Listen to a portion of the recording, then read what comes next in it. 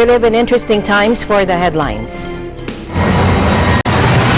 Nobel Peace Laureate Aung San Suu Kyi denied genocidal intent as she defended Myanmar's military operation against Rohingya Muslims in the UN's top court. Fears of another eruption at the New Zealand volcano believed to have killed 15 made it too dangerous for emergency teams to recover more bodies. In a raging gun battle that by some accounts lasted in excess of an hour, 6 people, a Jersey City police officer, 3 civilians and 2 suspects were killed in the Tuesday afternoon standoff and shootout across the Hudson River from Manhattan.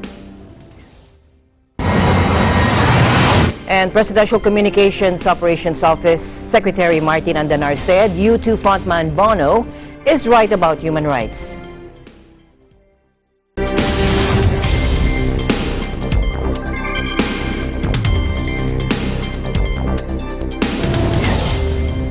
I'm Alma Angeles, wherever you're watching from around the world. Thank you very much for joining us, and now to the news.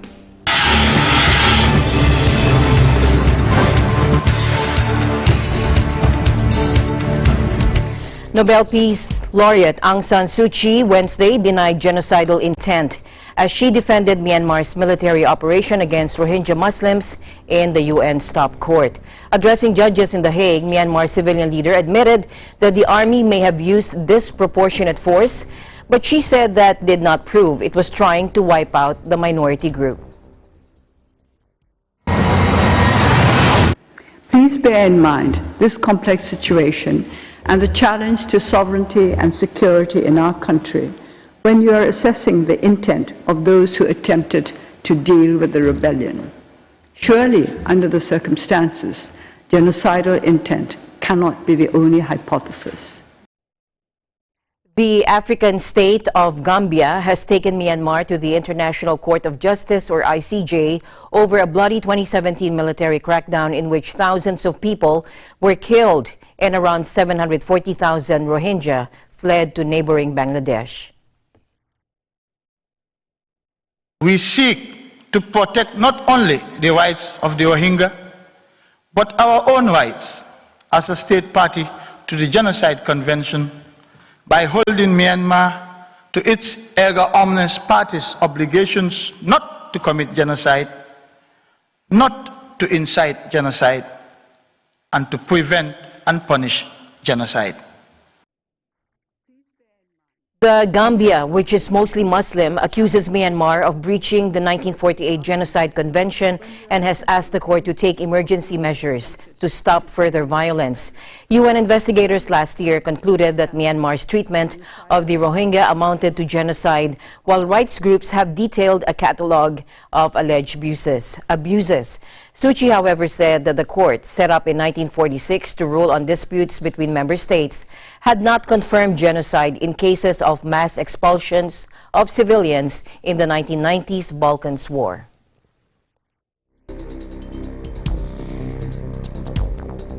In other news, U2 frontman Bono is right about human rights. Presidential Communications Operations Office Secretary Martin Andanar said on Wednesday. Now, on Tuesday, Bono, a member of Amnesty International, was asked to comment on the human rights situation in the Philippines. Take a look.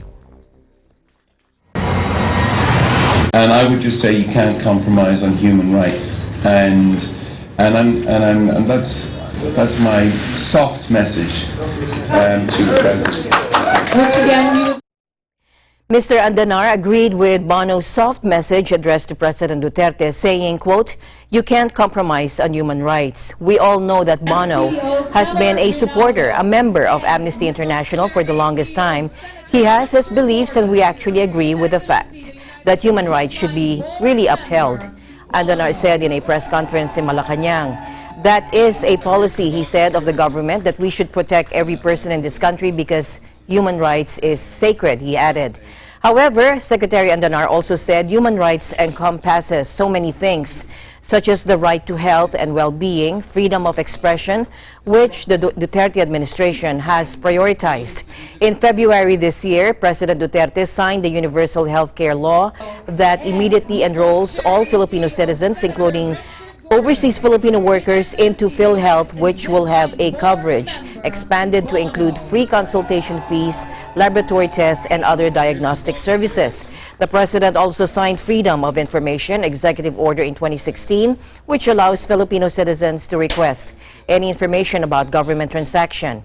U2 is scheduled to hold their first concert in the country at the Philippine Arena on Wednesday, December 11.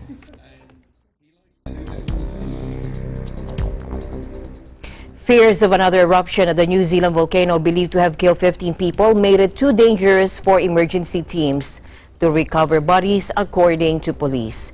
Now, the official death toll after Monday's explosion on White Island stands at 6, with police listing another 9 as missing, up from the previous figure of 8. Their bodies are thought to be on the island, but it remains too hazardous for rescuers to travel there, and for forensic pathologists, odontologists, and other victim identification experts to begin their work. Seismologists have predicted there is a 40 to 60% chance of another eruption on the island, which sits semi-submerged 50 kilometers out to sea. Poisonous gases are still billowing from the volcanic vent, and the island is blanketed in a thick layer of acidic ash. The web cameras indicate gas and steam jetting from the active vent area. While we've seen a steady decline in the seismic activity, there remains significant uncertainty about any future activity. GNS estimate that there is a 50% chance of a smaller or similar-sized eruption over the next 24 hours. I think probably the most important next step is that there's still about 8 bodies that we are aware of that need to be recovered from the island, and families desperate for that to happen. The police have not let us go out so far, or they'll actually be managing that process, but because of risk they wanted to be absolutely sure that there was no further risk to life by going out there. We're really hopeful that, although no confirmation, I'm not giving an assurance here, but that kind of hopeful that we might get some action on that today. They are poised and ready to go. It's not a delay tactic of any matter. They are ready to do it as soon as they feel comfortable that it's safe. Meanwhile, Australia said 13 of its citizens were being treated and 11 were unaccounted for. Prime Minister Scott Morrison said 3 military aircraft with specialist medical crews had been dispatched to repatriate some of the survivors. 2 Britons have also been confirmed as injured, and Malaysia's High Commission on Wednesday confirmed one of its nationals was critically injured, in addition to 1 previously announced dead.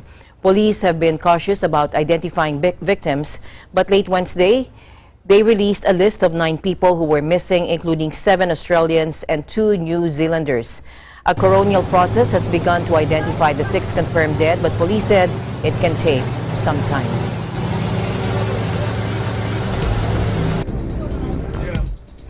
Greta Thunberg held a press conference alongside scientists at the COP25 summit in Madrid, where she called for a sense of urgency on the climate crisis.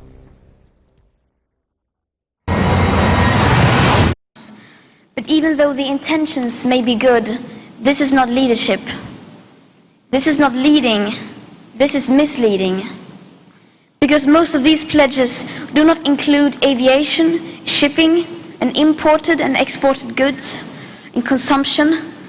They do, however, include the possibility of countries to offset their emissions elsewhere. Finding holistic solutions is what the COP should be all about. But instead, it seems to have turned into some kind of opportunity for countries to negotiate loopholes and to avoid raising their ambition. Nations are gathered in Spain's capital to finalize the rule book of the 2015 landmark Paris Climate Accord, which aims to limit global temperature rises to well below 2 degrees Celsius and to a safer cap of 1.5 degrees Celsius if possible.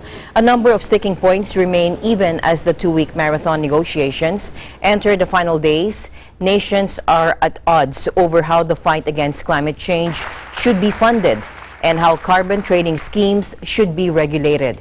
In addition, there has been preciously little progress over the issue of loss and damage funding, how countries already dealing with the worst impacts of climate-related extreme weather and drought should be compensated. The UN's top climate body, the IPCC, says that the safest way to hit the 1.5 degrees Celsius target is a rapid and sweeping drawdown in the coal, oil, and gas driving greenhouse gas emissions.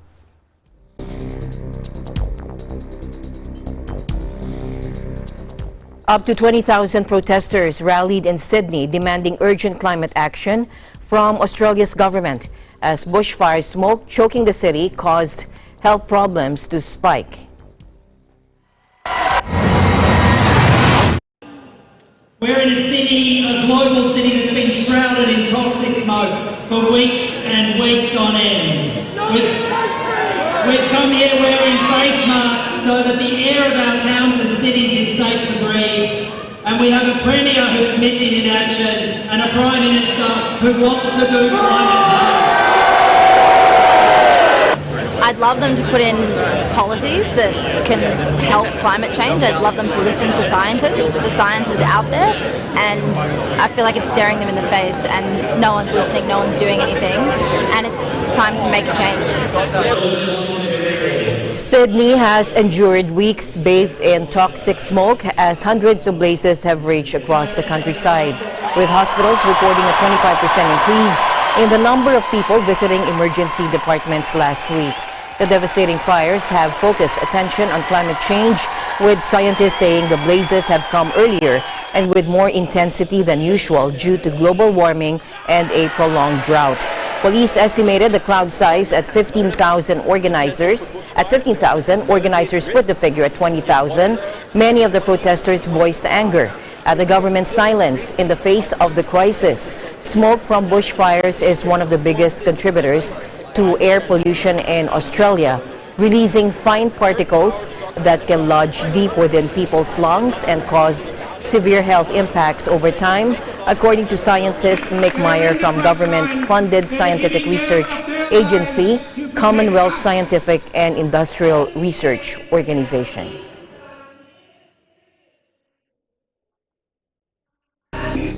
The melting of Greenland's massive ice sheet is happening much faster than expected and could put millions more people at risk by the end of the century, scientists warned on Tuesday.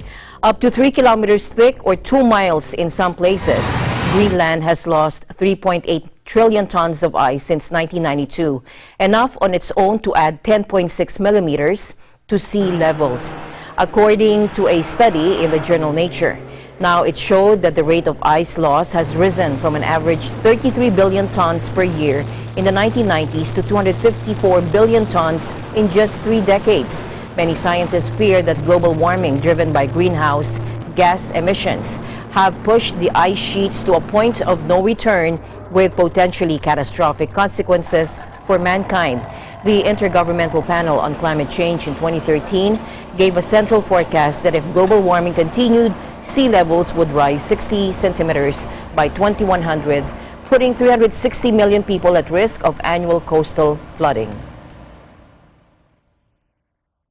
The planet is heating up because of human-caused climate change, and Greenland is feeling the impact in a big way. Now, a lot of people think of the ice here as melting from the air warming, sort of like an ice cube under a hairdryer, but in fact, the oceans are also eating away at the ice's edges. That's because the glaciers flow right into the ocean and they can feel the warming water and are retreating because of it.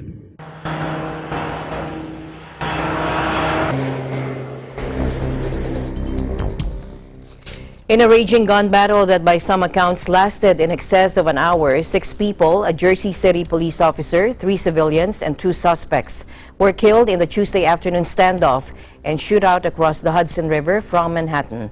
Here's New Jersey City Mayor Stephen Fulop.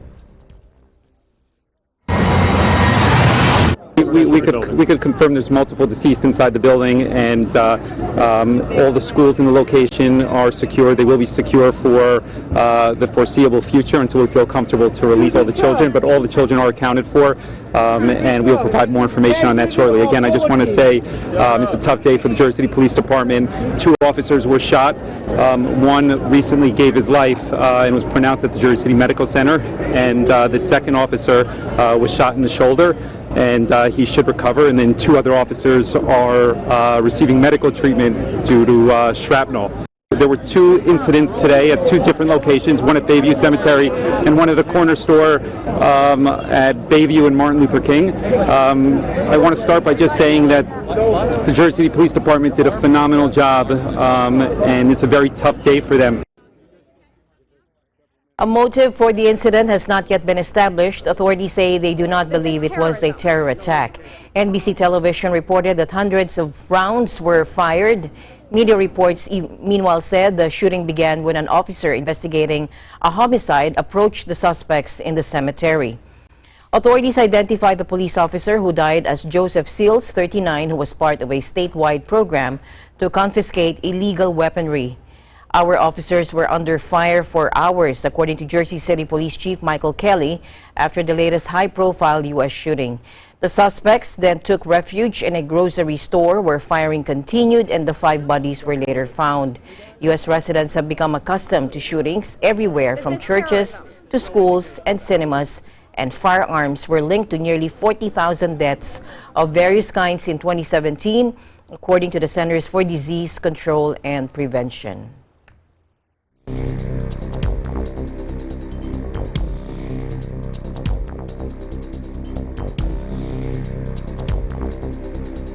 The Pentagon announced Tuesday it was temporarily suspending operational training for Saudi military students in the United States following a shooting rampage last week by a Saudi Air Force officer.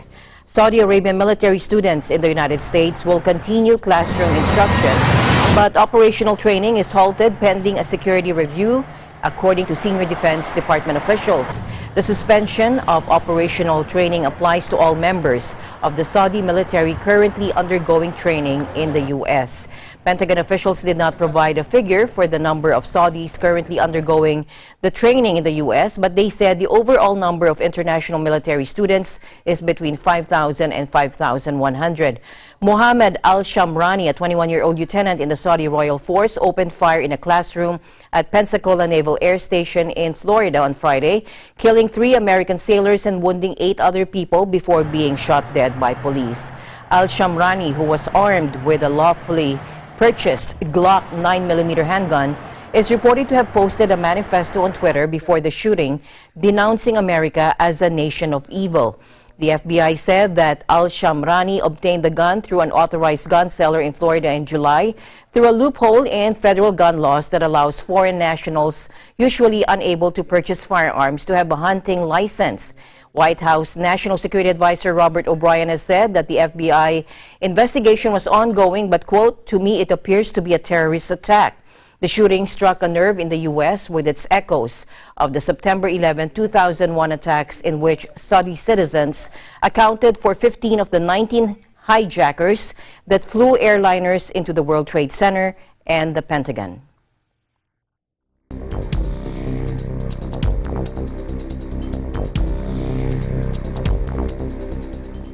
Hong Kong leader Carrie Lam ruled out further concessions to the city's pro-democracy movement ahead of her weekend visit to Beijing, despite a landslide election defeat for the government and a peaceful mass march. The movement, which marked its 6-month anniversary on Monday, was initially sparked by a now-abandoned attempt to allow extraditions to mainland China, but has since morphed into a popular revolt against Beijing's rule.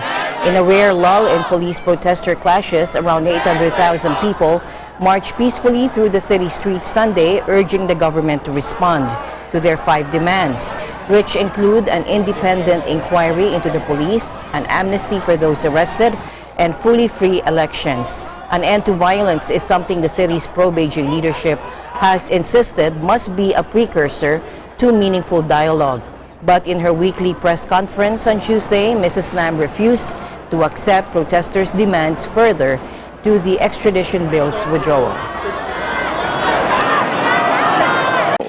If a particular demand requires us to deviate from the law, not to uphold the rule of law in Hong Kong, or to do things actually beyond the powers of the chief executive, I could not agree to accept those demands simply for the purpose of meeting people's aspirations. Mrs. Lam argued that an amnesty for those arrested, more than 6,000 people since June, 40% of them students, would violate the spirit of the rule of law. She said, how can we completely ignore the rule of law just to fulfill the demands?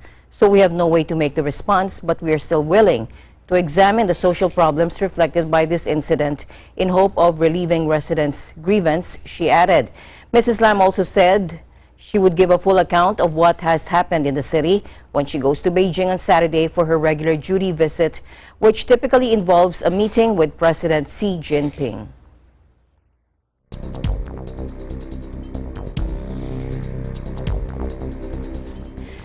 An international panel of experts hired to advise Hong Kong on the police response to huge pro-democracy protests announced Wednesday they were quitting, saying the watchdog was not fit for purpose in a society that values freedoms and rights. The group's damning conclusion is a blow to Hong Kong's government, which has insisted its independent police complaints commission is capable of holding the force to account over snowballing claims of brutality. We ultimately concluded that a crucial shortfall was evident in the powers, capacity, and independent investigative capability of IPCC, the experts said. Critics have long charged the body lacks adequate powers, is stacked with pro-establishment figures, and has been toothless when it comes to keeping the police in line. The watchdog can only handle complaints forwarded by the police themselves, and it cannot subpoena documents or compel witnesses to testify. Such limitations, the expert panel said, do not begin to meet the standards citizens of Hong Kong would likely require of a police watchdog operating in a society that values freedoms and rights. Protests have rocked Hong Kong for more than 6 months, with up to 2 million people taking to the streets initially against a now-shelved extradition bill. Pro-democracy lawmaker Tanya Chan described the resignation of the expert group as a, quote, vote of no confidence in the IPCC and the interim report it is expected to produce next year. Political scientist Ma Ngok said the panel's decision confirmed Hong Kong people's doubts on the IPCC's ability to find the truth.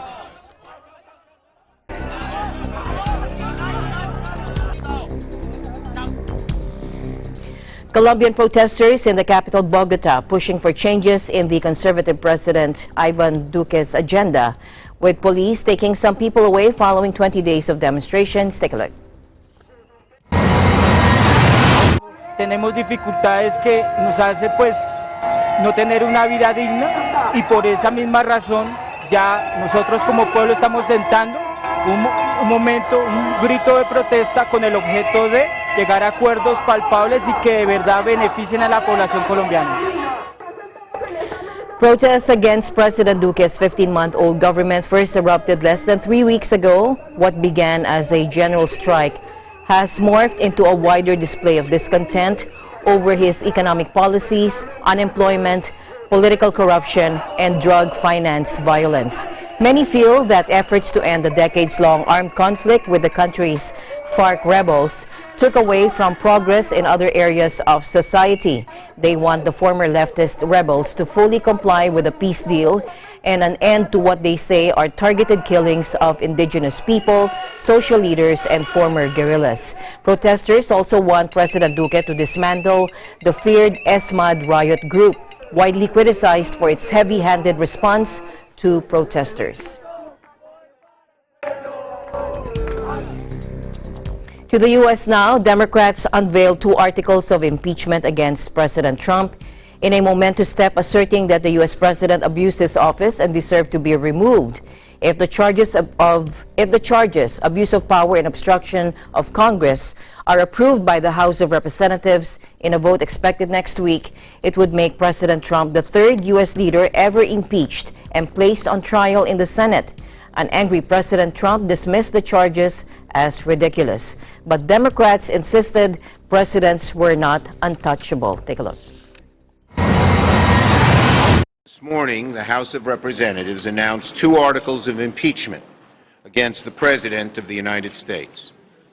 The gravity of these charges and our sworn duty to uphold and defend the Constitution demand that all senators put country over party and examine the evidence uncovered by the House without prejudice, without partisanship. The conspiracy conjuring needs to stop. The need for the Republicans and the President to actually produce any facts that rebut the House charges is now larger and more important than ever before. If there is a fact-based defense of the President to be made, the American people deserve to hear it.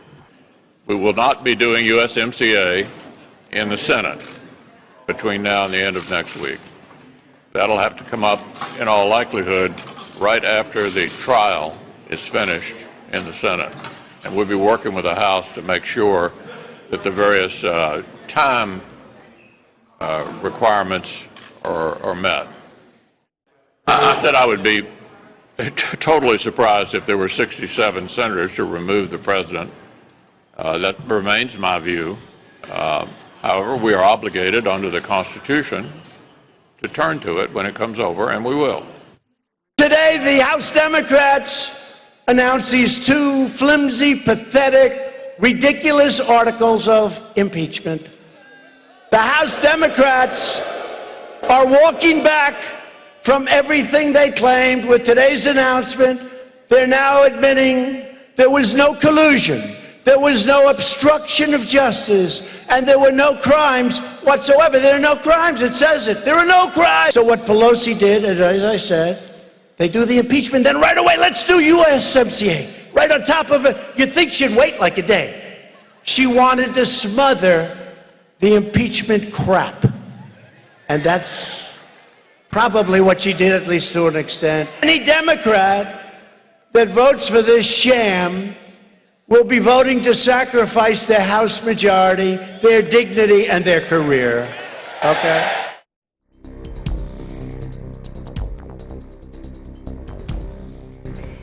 Meanwhile, Richard Briffault, a professor at the Columbian Law School, said it is extremely unlikely that U.S. President Trump will be removed from office following a trial in the Senate if the House votes to impeach him. Take a listen. From the Democratic perspective, it's a pretty straightforward episode of misuse of presidential power for private gain. It's pretty, and the obstruction of justice is similar. There may be something politically, if they're pretty sure he's not going to be removed, they may want to get this done early enough so that the rest of the election calendar can proceed without this still being part of it. The House Democrats will, as managers of the impeachment, will make a case.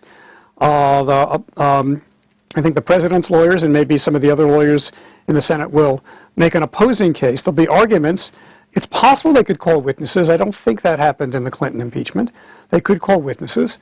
People will, if they do, they'll be sworn under oath. However, of course, all the decision makers are elected politicians.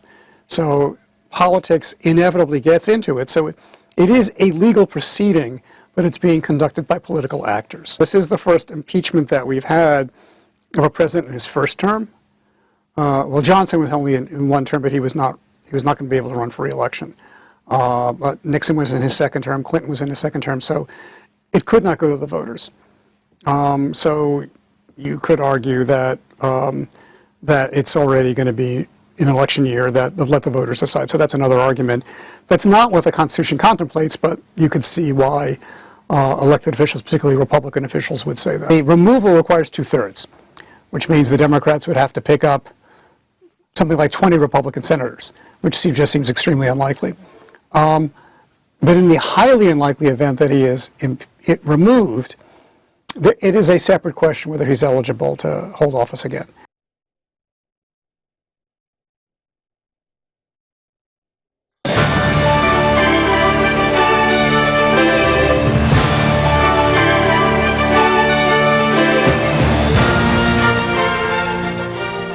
And the 30th Southeast Asian Games officially closed. Here's Ben Bernaldez for an update. Ben?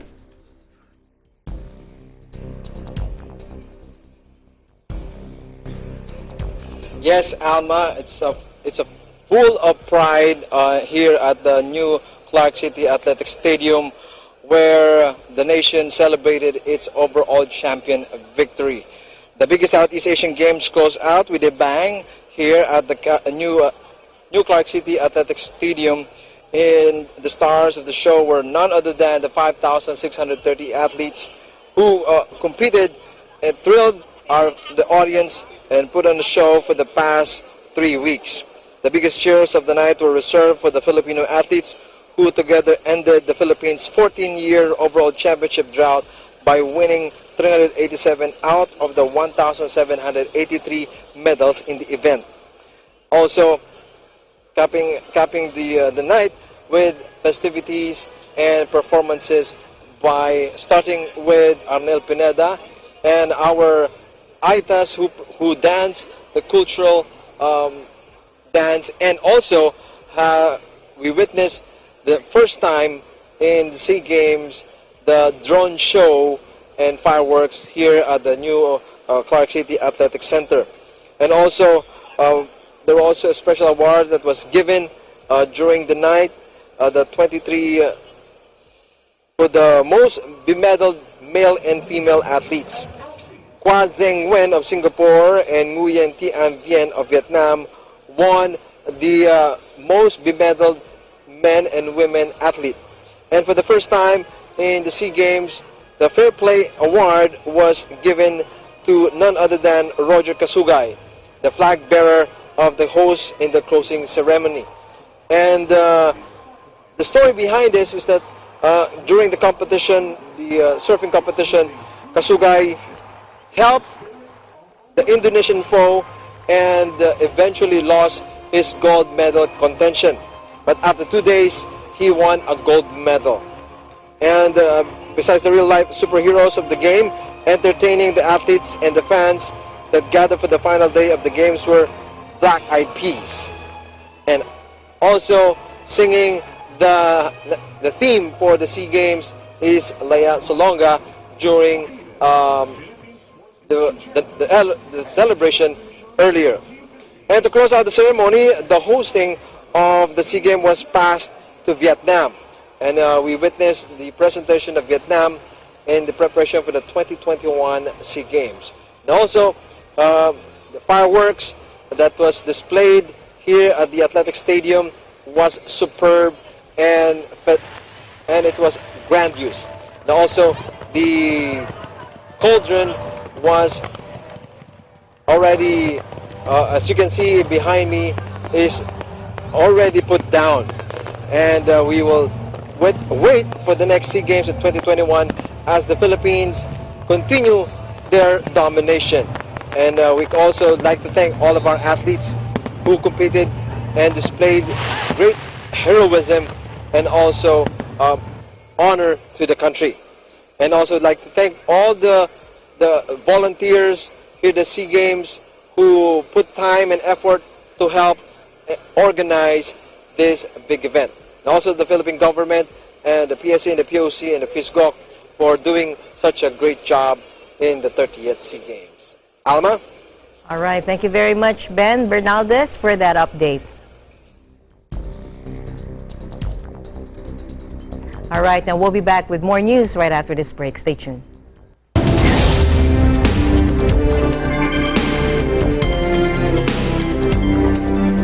Tungkulin ng MTRCV ang mag-provide na appropriate ratings sa lahat ng TV.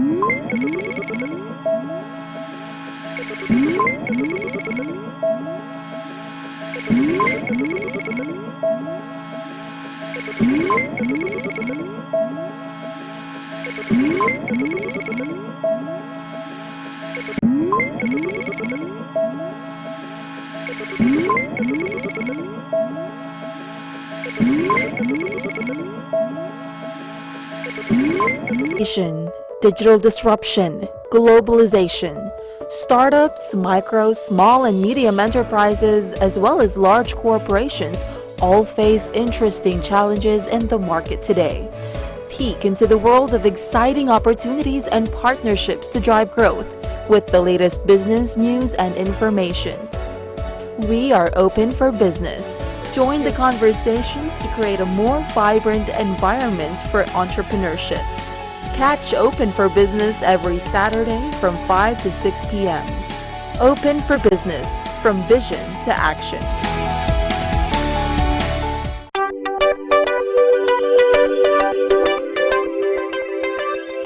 Annyeong Bonjour, Konnichiwa, Kumusta? Hello po to all of our viewers in the Middle East and in North Africa. I am Ate DJ and you can watch me and Teacher Sally here on Net25 Kids Live. You can catch me every Tuesdays and Thursdays on Anong Sa Inyo, and you can catch Teacher Sally every Mondays, Wednesdays, and Fridays on actually this set. This is the Kid Cuento set. We are inviting you all to watch Net25 through OSN, the largest entertainment network in the Middle East and North Africa. You can now watch Net25 shows on the OSN channel 725, aired on the same day as the Philippines. Watch your favorite shows live, on demand, anytime, anywhere, and on any mobile device on OSN Play. Here on Net25 and OSN, you're surely going to feel at home. Siguradong at home kayo dito. Again, I am Ate DJ and I am one with 25.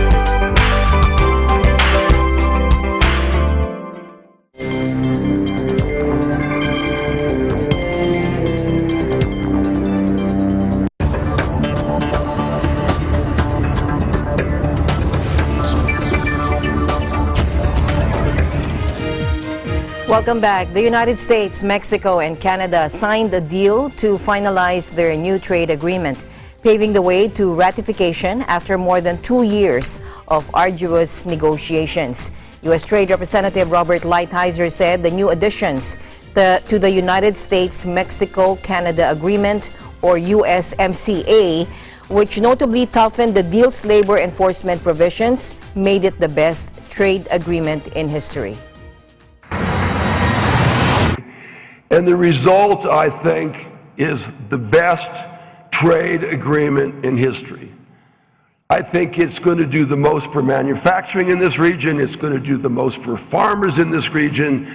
Sin eso no se logra nada. We have accomplished this together at a moment when, around the world, it is increasingly difficult to get trade deals done. The path to ratification in all three countries now looks clear for USMCA, first signed in November 2018 to replace the 25-year-old North American Free Trade Agreement, or NAFTA, which President Trump complains has been a disaster for the U.S. USMCA's ratification initially got bogged down in political complications, particularly in the U.S., where opposition Democrats questioned whether the deal would really force Mexico to deliver on labor reforms meant to level the playing field between Mexican and American workers. But U.S. House Speaker Nancy Pelosi, the Democrat, needed to move the agreement forward, and American labor unions gave their blessing to the final deal. Pelosi said it could win congressional approval, seeking to claim a victory over President Trump by calling it infinitely better than what was initially proposed by the administration.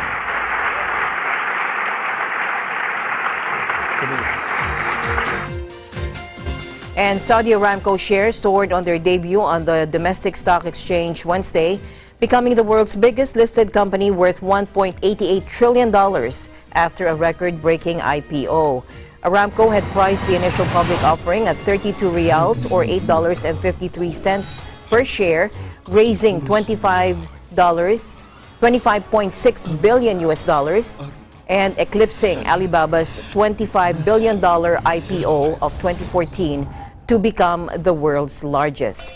Aramco shares rose 10% to 35.2 riyals just seconds after trading began on Riyadh's Tadawul exchange, the maximum allowed on any trading day, further boosting the energy giant's valuation. The stock sale is the bedrock of de facto ruler Crown Prince Mohammed bin Salman's ambitious strategy to overhaul the oil-reliant economy.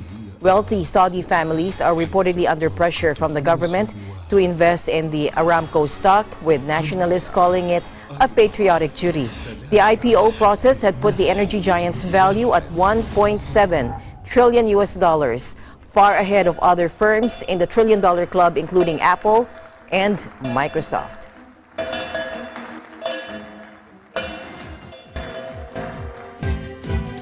And to France now, where commuters are fighting to board overcrowded trains to the Paris suburbs on Monday evening during rush hour. Take a look.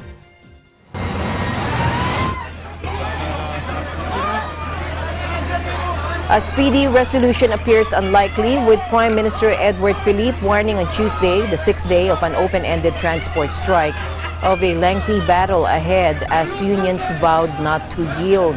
The industrial action has paralyzed public transport in Paris and disrupted national rail services and grounded many planes. On Tuesday, 339,000 people took part in a second day of demonstrations over government plans to merge the country's 42 pension schemes into one, according to Interior Ministry estimates. The French government will unveil the details of a pension reform plan today that has already seen workers down tools in anticipation, crippling transport for a week as hundreds of thousands took to the streets in protest. Jean-Paul Deleeuw, whom President Macron entrusted with leading the reform project, angered unions by suggesting scrapping the more advantageous pension provisions enjoyed by some professions, including public transport and utility workers, sailors, notaries, and Paris opera performers. The government says the overhaul will make the retirement system fairer.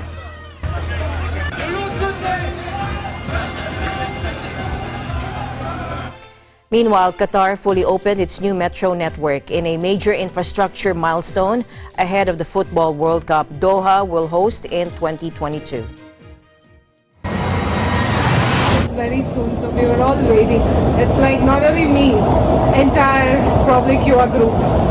Yeah, because we almost almost everybody is taking the public transport. So this is going to be a great relief. It makes a lot of difference because more convenient, since where I live there's a free bus to the metro station, and yeah, it's just really convenient and it gets there really fast, so there's no traffic. The railway was open just in time for the Club World Cup football tournament that kicks off Wednesday, with organizers hoping the metro will ease the burden on the wealthy Gulf Emirates' choked roads. The three lines link several stadia, residential areas, the airport, and tourist zones. A single journey in the metro standard class, equipped with Wi-Fi and USB charging points, costs 2 riyals or 55 cents. That's dollars, US dollars. While gold class, boasting plush armchairs and hardwood floors, cost 10 riyals or $2.75. More than 50 kilometers of tunnels were dug for the first phase of the ambitious project, which has seen 36 stations open to the public, with high vaulted roofs inspired by traditional Bedouin tents. The stations reflect the heritage of the country, according to Qatar Rail. The second phase will see the opening of a new line, as well as the extension of the initial 3 routes, expanding the network to almost 100 stations by 2026. In 2022, more than 1.5 million visitors are expected to travel to Qatar, which says its trains have a capacity of 1 million passengers. Employees of a Baltimore real estate firm got a big surprise. Listen to this. You are all participating in a bonus based on the number of years of $10 million.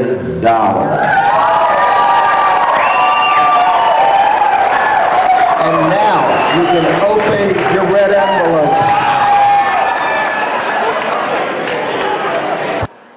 The largest real estate firm in the Mid-Atlantic paid a surprise bonus of, as you heard, $10 million divided to its 198 employees. And the announcement was all caught on video. The average employee will receive $50,000. The bonus will be on top of the company's year-end bonus and other benefits.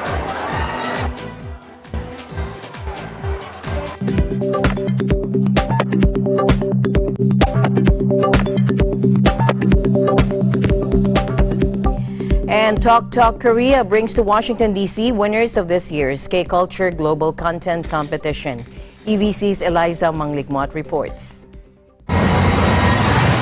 The rapid rise of Korean culture in recent years has connected thousands from not only here in the United States, but also in places like the Bahamas, Colombia, Georgia, Germany, Indonesia, Italy, Malta, Mexico, the Philippines, Russia, even in Trinidad and Tobago, and Ukraine. The love of everything Korean has undeniably created a solid fan base worldwide. As proof, the Talk Talk Korea 2019 global competition showcasing people's love for Korea and its culture. Tonight, here at the Korean Culture Center in Washington, D.C., we get to see this year's winning entries, taste some K-dishes, and discover how the Korean culture has found its way into American society.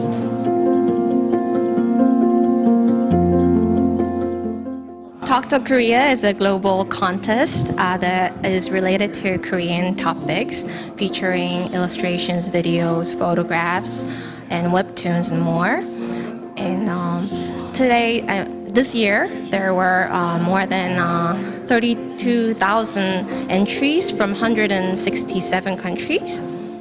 And this is our 6th consecutive year organizing this big contest, which is actually co-hosted by Ministry of Culture, Sports and Tourism and also Ministry of Foreign Affairs. And it's really an honor that there are so many people in the world interested in Korean culture and its promotion. 사실 저도 사실 외국에 나가본 게 저도 한 2011년 이후거든요. 근데 저도 그때 베트남에 가서 처음 느꼈던 건데 한류가 저희 나라에서 생각했던 것보다 너무 많이 퍼져 있고 우리보다 더 많이 알고 있다는 거에 정말 감명을 깊게 받았거든요. 근데 저가 뭐 이런 사업을 같이 하면서 느낀 거는 뭐 K-팝이나 이런 것뿐만 아니라 좀 더 깊은 한국 문화 같은 것들이 좀 더 세계 널리 퍼지고 있다는 거에 정말 희열을 느끼고 있고요. 앞으로 어떻게 될지에 대한 좀 기대감도 많이 가지고 있습니다.